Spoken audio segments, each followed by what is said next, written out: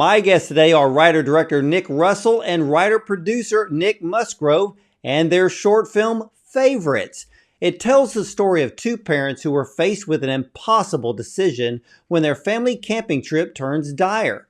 Now, this genre-busting comedic film has been selected from over 8,000 entries for the prestigious Tribeca Film Festival in New York. And this is the film's third Oscar-qualifying festival selection after Cleveland International Film Festival and Flickerfest in Sydney. Now, co-writer, director, and producer Nick Russell is an award-winning actor who has starred on Australian and international screens for 26 years. Appearing in Wentworth, Utopia, and Winners and Losers, he also had the lead role in Signs, which won a Gold Lion Can Award. Now, Nick directed the beloved sketch comedy group The Peloton and their Hollywood television pilot, Diplomatic Immunity. Now, co-writer Nick Musgrove wrote the international Emmy-nominated Wrong Kind of Black that appeared on ABC and Netflix. And Nick has written for ABC's Squinters and all 3 seasons of Network 10's sitcom How to Stay Married. And Nick is a Screen Australia Enterprise People Award winner and dual Australian Writers Guild nominee. Now, Nick Russell and Nick Musgrove are the founders of Tandem Media, an Australian film television production company where they continue to write, direct, and produce together. Now, Favorites is a Tandem Media's first independent short film. So, ladies and gentlemen, let's welcome filmmakers Nick Russell and Nick Musgrove and their, what I call, a dark comedy short film, Favorites, to the show. Welcome, gentlemen. Thank you. Thank you so much for having us. It's great to be here. I've got to say, where in the world did you get the idea for this amazing comedic short film, Favorites? It's a really good question, and it has a lot of different origins, different origin stories. I think Nick and I are both fathers of 3 young kids separately. We've got our own families, but we've always wondered that question that no parent wants to face. Dad, which one of us is your favorite? You're like, you're all favorites. I love you all equally. But we sort of thought one day, what would happen if you had to make that choice in a sort of life or death situation? How awful would that be? As a Sophie's Choice style situation. Then we thought, what would happen if you had to face that choice, but then you had to live with the consequence of that choice? Maybe if the rug got pulled out from underneath you just when you thought you had to make the world's biggest decision. So Nick and I have been working professionally together for about 12 or 13 years and unprofessionally for about 26. We actually met at school doing a school play together. But we've loved and always lived in that space of dark comedy where you don't always know whether you have permission to laugh or not. We sort of really enjoy making an audience squirm, and just when you think something is really dramatic and intense, it hits you with the comedy and vice versa. So that's sort of where it started, and then it sort of went from there. This film is what, 5 minutes long? Yeah. It made me want to beg for more. So did you create this film as a way of maybe using it as a business card to maybe get funding for a feature film? It's very observant. Yes, indeed. So obviously I think any great short film must live in and of itself as a short. However, we do see Favorites, the short, as effectively the inciting incident for a feature which is currently in development. So Nick and I are in script on that. And we're really enjoying the process of just keeping our family in the immediate aftermath of their fateful choice. And as Nick says, watching them squirm. I think you already answered my question here a second ago, because the film doesn't start out as a comedy, but with a very intense, dramatic scene. But it ended with me actually laughing. And Nick Russell, since you wrote it, I assume that you have a wicked and morbid sense of humor. Well, yeah. So Nick Musgrove and I wrote the film together. Then I had sort of took the reins in terms of directing. But I think I think Nick, it's confusing that we're both Nicks. I apologize for that. That's sort of also our business model. We try and confuse our partners and clients. But I think we try to find the comedy in everyday mundane things. I think that really excites us.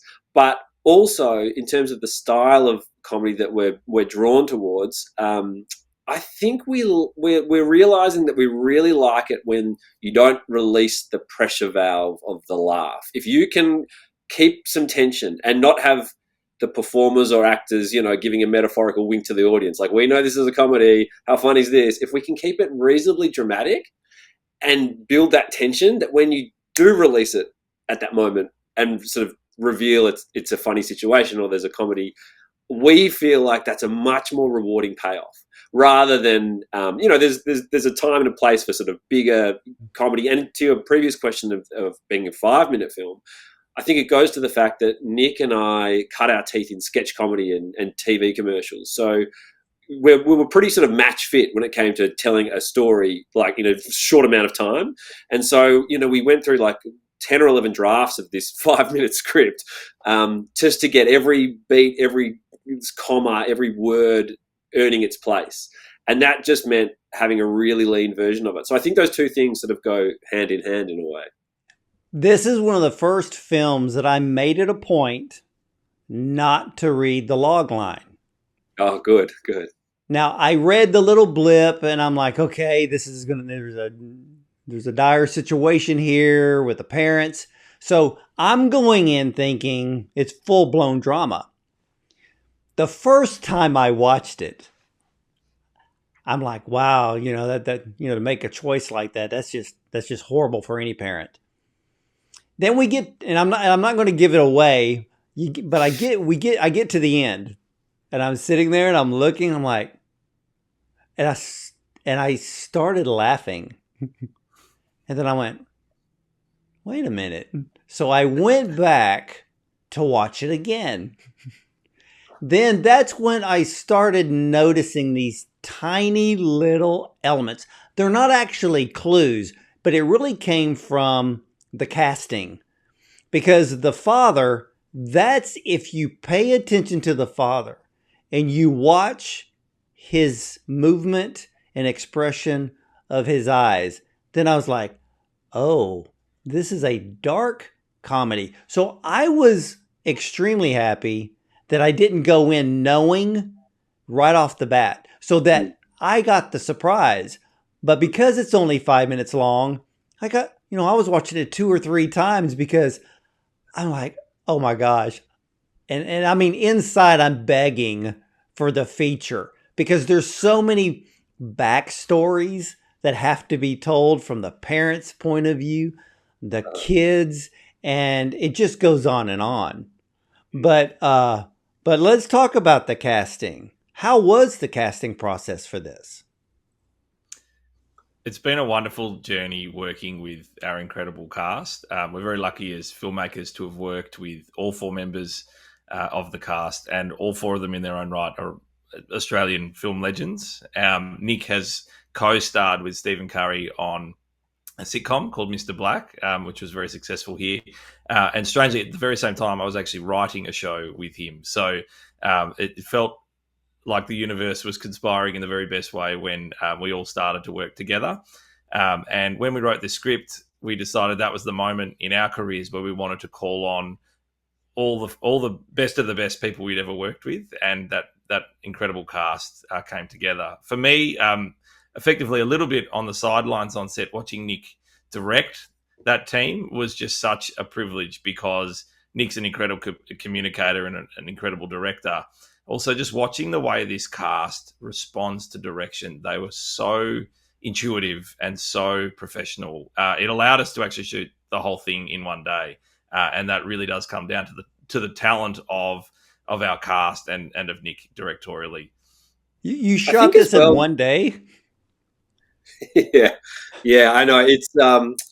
It's funny, when your earlier question about it being a calling card to a feature, there were so many different elements that went into us, how we pulled this film off. And one of them was that we were sort of calling on favors of friends and professionals that we've worked with over the last 10 or 20 years. But we didn't want to burden them with a week-long shoot and having to block out, full commercial work and rates. Short film financing is one of those things that is a dark art. And, even completing it was an achievement, let alone the sort of warm reception that we're now having to it, which is sort of a bonus. But it was one day, one very long, hot day. And because we needed to make the film look like it's in the middle of nowhere, otherwise the premise doesn't work. But everyone lives in the city. So we had to find a place that was about an hour's drive from the city. But we had to ask our cast and crew to drive for an hour, have the shoot day with us, and then either choose to drive home or have the world's most disproportionately large wrap party compared to a shoot that you've ever experienced. So I think 50% of our budget went to having pizzas and wine in the streets after we should have just paid everyone the full rates, to be honest. But the balance was come and have a day with us. We'll work together. We'll have a party. We'll make a great film together. But in terms of the casting, I just think each of them are just electric. And there's the 4 main cast Nick mentioned, but also just a big shout out to the 2 children in the cast who sort of form also part of our key cast. They're real life brother and sister, and we've worked with them on various projects for about 4 or 5 years, I think. And they're just the sweetest, most generous, talented. I don't even think they realize how talented they are. Kids. And I think it's funny, there's not a lot of dialogue from them, but in the absence of a strong performance by them, the whole premise and performance and cast and movie sort of falls away. And I think they really did a great job of sort of underplaying it and understating it, which made it work really well. That's going to be a big plus for the feature film, because for them being brother and sister, there's already a synergy there that no one else can match. Yeah, I think that's right. And not only are they brother and sister, they've also performed together as brother and sister for a long time.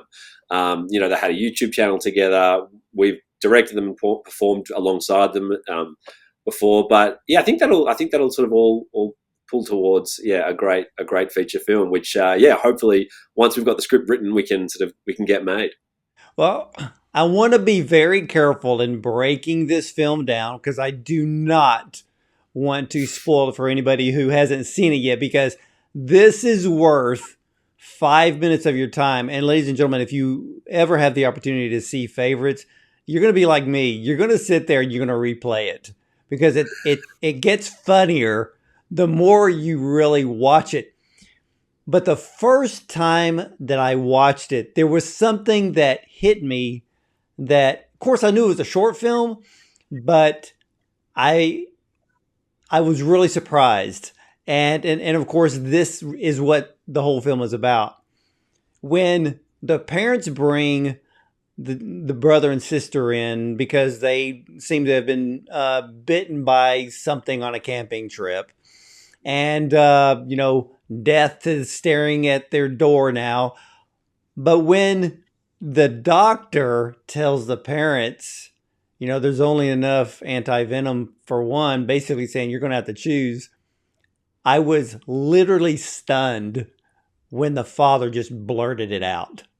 And I'm like, what is wrong with him? I mean, this should be an agonizing, multi-hours trying to choose which one's going to live or die, but he just blurts it out. And that's what gets this ball rolling. And Todd, I see you're already laughing. I mean, Mick, Nick Musgrove. My last guess was Todd. So, Mr. Musgrove. So I see you're already laughing. We're so glad you're laughing, first of all. And that is the exact moment where we want the comedy to land. We think there's so much to unpick in the idea of a parent in a life and death situation choosing quickly, unilaterally choosing, and what that choice belies. What does that choice tell us about his estimation of his children, but also of himself? We think one of the fun things to unpick in the feature version, which we'd love to have explored more in the short, but we have to imply it, is the idea that maybe both of them have a favorite and maybe only one of them was prepared to vocalize that secret favoritism. And maybe they both have favorites that remind them of themselves, because I think parents often see themselves more in one of their children than the others. So was he actually choosing himself? Was this an act of great narcissism in which he decided to preserve the better part of him? And maybe that's what incensed his wife so much. And so there's so many different facets as to why it's problematic for him to have made that big call so quickly. One of which is that. So, yeah, we think there's so much to tease out with more time. You know, you bring up a good point because it really clarifies something that I noticed. When he blurts it out so quickly, what made that moment actually funny the second time I watched it was the look on his wife's face, looking at him like, what is wrong with you? Like, you didn't even consult with me. You didn't talk to me. We didn't talk this out. You know, we didn't get together to pray for a miracle or anything. You just blurted it out and made the decision for both of us. Yeah. I think you're right. Sibylla Budd, who plays the wife, the mother, her performance is so, electric. It's just fantastic. But I think you're right.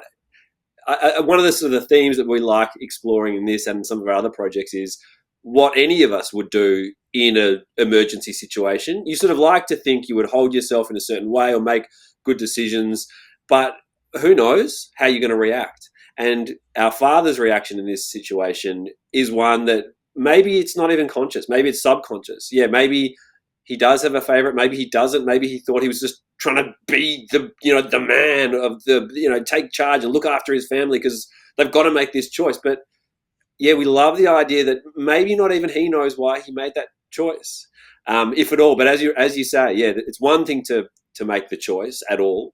Two, it's another to make it a little too quickly, and three, to not even consult or chat it through.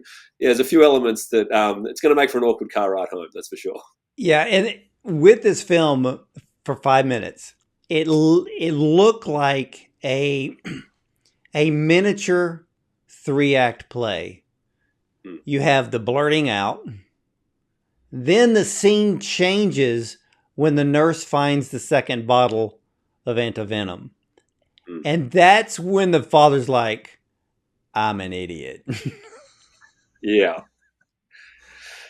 Yeah, we specifically, as Nick Musgrove mentioned, we very deliberately wanted to write a film that was a proper short film. I think one of the challenges with making short films is often they're just like a sketch or a kernel of an idea that people sort of stretch out to a sort of 5-10 minute film, or it's very clearly something that needs to exist in a longer form, but they've squished it down to a short film. And whilst I think our premise our film can sort of be the inciting incident for a longer form version, a feature film, we very deliberately, as writers, wanted to write a story with a beginning, a middle, and an end. And, we've sort of, danced around some of the twists and revealed a couple of them. It's hard to talk about it in the abstract for too long, isn't it, without sort of mentioning too much. But as you say, we set it up not only with the writing, but also with the way we executed it. If you sort of look at the first, so sort of 3 key scenes. The first one is basically a single shot, all handheld, really frantic. Then we move to the second scene, which is sort of act 2, and we sort of split the diff there. It's still all handheld for 90% of that, but we're not running around. We're stationary but handheld. And by the last scene, it's all on dollies, tracked, smooth, locked off. So even the filmmaking process within the 3 acts, not only narratively and writing, but also sort of directorial and from a production perspective, reflect that as well. But there are sort of, moments where we shift genre, but the audience don't always know that is coming, or perhaps don't even realize it until it's already happened. But there's sort of 2 or 3 twists throughout the film where we shift gear, and then it propels us to the next act. What's going to make this film so funny to the audience? I personally have never understood parents who say that they actually have a favorite child. And they tell everybody, oh yeah, so-and-so is my favorite. I never got that. I mean, I have 2. I don't have a favorite. But for parents who actually say that they do, I'm always wondering, what's wrong with you? But for both of you, How did your own parents view you? Do you have siblings, and was there a favorite? Or were you thinking, oh no, my parents love all of us equally, or no, they really like so and so better? I think everybody has a narrative on where they sit amongst their siblings and how their parents perceive them. But I don't necessarily think it's ever accurate. How could it be? It's so subjective. But I think typically siblings have a sense of who might be the favorite. Often you hear things like, oh, well, he's the baby, she's the baby, so she gets more spoiled, or she gets the stuff we didn't get, or someone says, I was the first child, so I had all the hard rules and, there was no flexibility, whereas you get everything. And so I think we all tell stories to ourselves about where we sit. It's trickier to analyze from the perspective of the parents. I think parents who are blessed with multiple kids know that they need to potentially parent each child differently according to their needs and according to their personalities. And so that already creates some whiff of inequity already in the children's eyes, and so it becomes very complex very quickly. It's interesting. So I was speaking to a friend about the film, and he, after a lovely dinner together, he goes, "Now listen, I've got an unequivocal favorite, and it's the one that reminds me of me. Hands down, he's a chip off the old block, and he is my favorite. Don't tell him." And so, we've enjoyed the candor of the audience after watching the film. So it's clearly tapping into something quite rich and deep in people. I think the funny part is that there's two comedies going on. One, you have the film. The other is the audience. Because if the audience shows up, and let's say that you have maybe you have a mother and father, and then there's a teenager or whatever, I can actually see the audience members, especially siblings, looking over at their parents going, yeah, you would let me die. I think, Or you would let Sally live. yeah. She's better at sport. You'd keep her. I think that's right. If we've done our job well as filmmakers, I hope that people, if they see the film with someone, like a spouse, a boyfriend, a girlfriend, a child, parent, if we've done our job well, they should turn to one another and repeat the final line of the film to each other, which is a question that is posed. And as we're talking about, we don't have favorites, but Dr. Bond, if you had to choose, if you were put in that situation, and it may not be that you're choosing a favorite, you might go, well, there's other things, this one's lived longer, or this one has a more, the path ahead looks brighter. There are various factors that you might want to factor in, but it's just a hypothetical that no one would even entertain talking about, because we don't have favorites apparently, and it's a taboo topic. But hopefully if we've done our job well, this sparks a conversation, and you'll be thinking about this film beyond the 5 minutes that it takes to watch it. Oh, and you will. And what's even funnier, especially here in America, we get into conversations about, hey, have you ever been to Australia? No. And then you'll hear somebody go, oh, I'm never going to Australia. And our question is like, why? Are you kidding? You know how many poisonous things that they have in that country? You're not even going to wake up. You're just going to die in your sleep in a hotel somewhere because it was either a brown snake or some kind of spider. And that's what made the film funny to me, because, the most venomous creatures on earth seem to be found in Australia. And I'm thinking, yeah, this is a life and death situation, and you got less than 5 minutes to make a decision here, which would probably be true. Yeah, it's funny. Yeah, people do perceive Australia as wildly dangerous, and that makes us feel very tough in the moment, which we like. But funnily enough, when I think about going camping, I probably watched too many sort of survival shows, but I'm like, oh, it'd be scary camping in America, because in America there are things that can eat you, like a bear. So in Australia there are things that can bite you, so small that you won't even know you're dying. But to me, the more terrifying thing is some giant 6-foot monster ripping down my tent in the night. So perhaps it's a question of better the devil you know when it comes to wildlife. Yeah, so I think that everything that both of you wrote into this film, I mean, it literally just works. And I also have to thank both of you for creating a short film that is funny. Because in the world of short films, we don't technically see a whole lot of comedies in this genre. They're always dramas. They're dark. They can be depressing and make you feel bad after watching one, or give you a nightmare. But it's refreshing because this year I'm starting to see more comedies in the areas of short films. So I thank you for delivering a film like this one.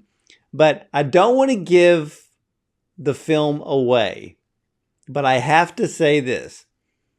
The ending was so funny because that scene, there's so much to unpack in that scene. And the father leads the way here. Yeah. But it's the son. And after I watched it, I kept thinking about the son. And I'm thinking about, the long game here.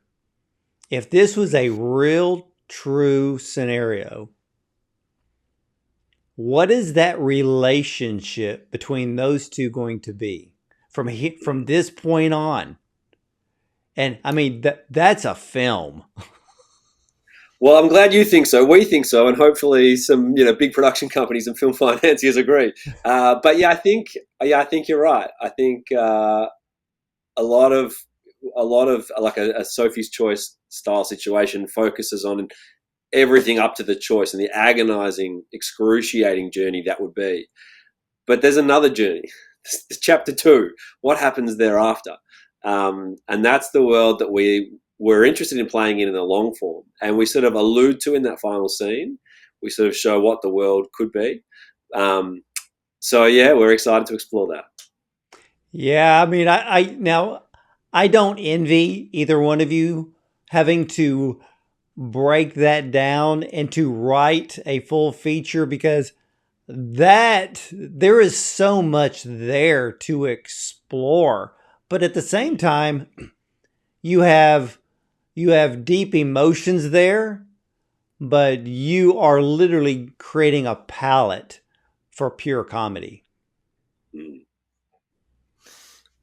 We're excited to do that. Yeah, writers talk about when to really mine for the best work, you've got to go into the dark room and face your own demons. And so I think that's possibly why you don't envy us with this task that Nick and I are going to need to, and we're doing it now, go into the dark room and face all the subconscious demons that might be lurking in respect of how we parent, how we perceive our children, who are all wonderful, just for the record. But we're going to have to look at ourselves, look at how we were parented to really mine for comedy. We're very fortunate to both come from very loving families. And so we think the comedic touch will be more accessible to us.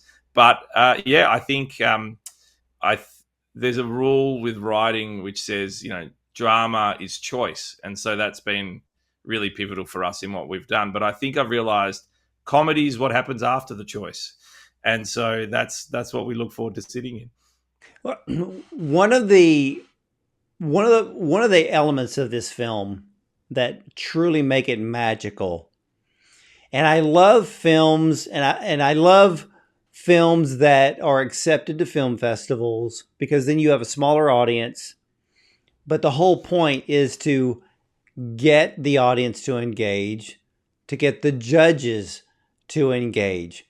And you did this masterfully in this film because of the fact that when you bring a life or death decision to an audience, the audience is sitting there automatically thinking about the decision and making their own decision as they are following the film along. It's complete brilliance on both of your parts. Again, it instantly engages the audience, even if it's uncomfortable to participate. But this is one of those elements that I love seeing in films because This is what brings films like yours to the top.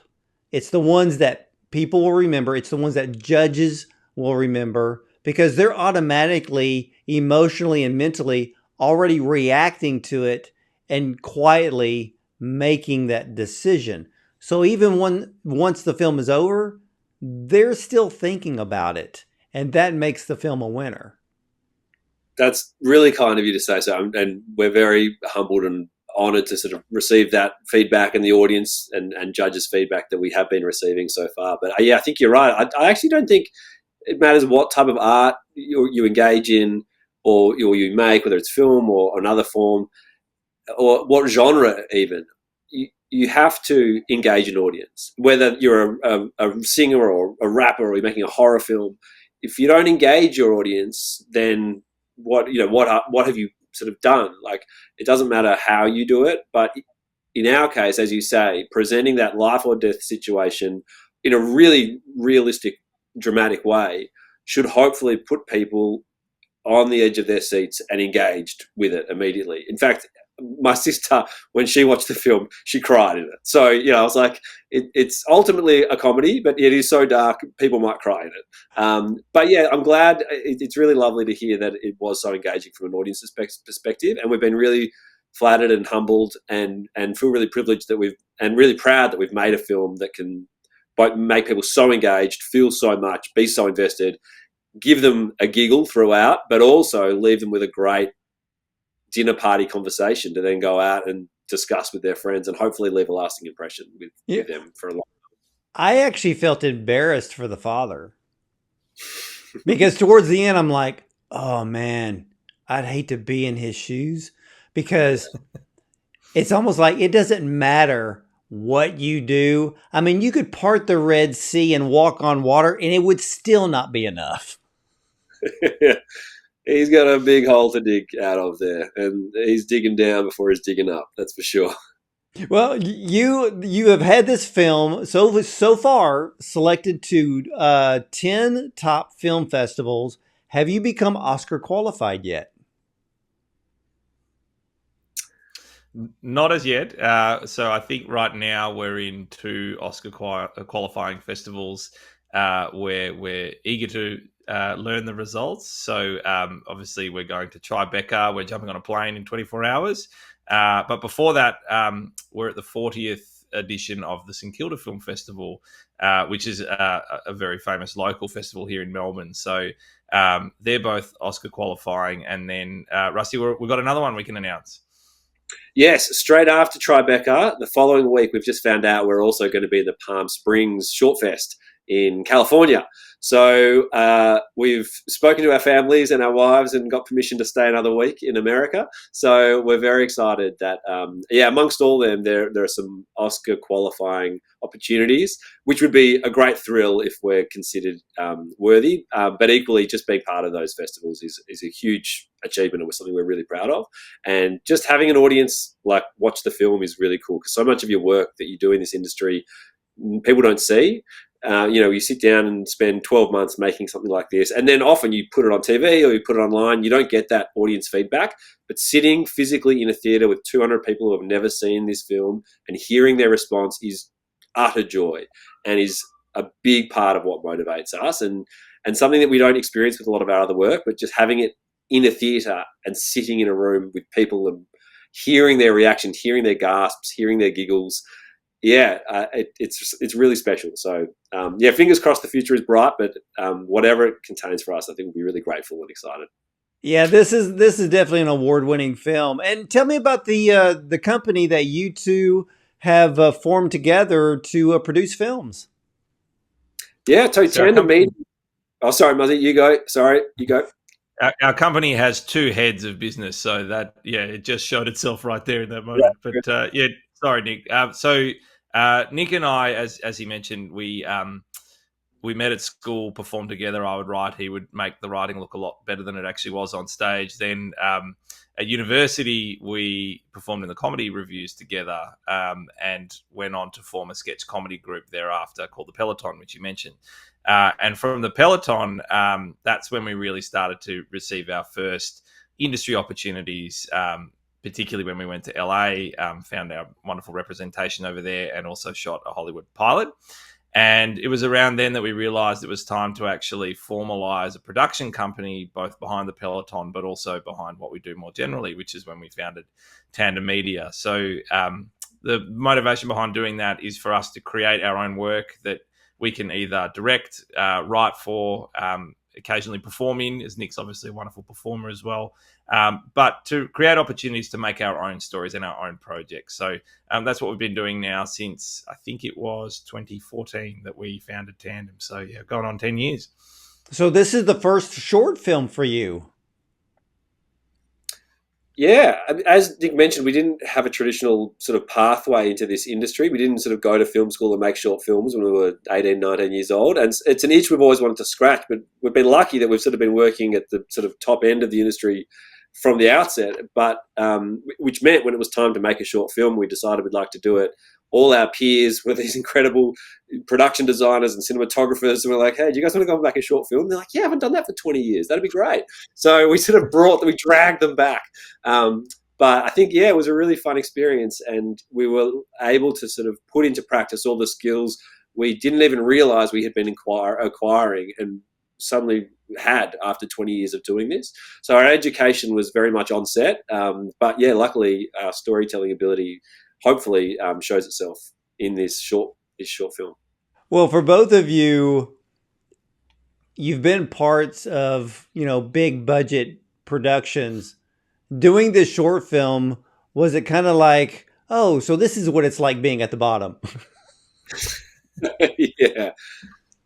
Yeah. We needed to be very strategic as to how we deployed our budget. But that's why having such incredibly proficient operators made all the difference. We simply could not have achieved all of this in the very short time we had, but for the incredible skills of our cast and crew. So, yes, we did taste the bitter serum of being underfunded. But it sort of feels okay when it's your own project. So that definitely made up for it. Well, we were our own financiers, so yeah, we only had ourselves to blame for the lack of budget. So, well, you have to be proud of yourselves because this is a great short film. It has all the elements to be even bigger than its 5 minutes. And ladies and gentlemen, if you are attending the Tribeca Film Festival or any film festival in which Favorites is appearing, sit there and watch it. Absorb the 5 minutes, engage with the decision making with the parents, because this is a film that's going to stay with you. You're going to laugh at yourself. You may laugh at others that you know, because this is just that kind of film. Now, for both of you, I'm going to ask you a question that I doubt anyone has never asked you about this film or may never ask you concerning this film.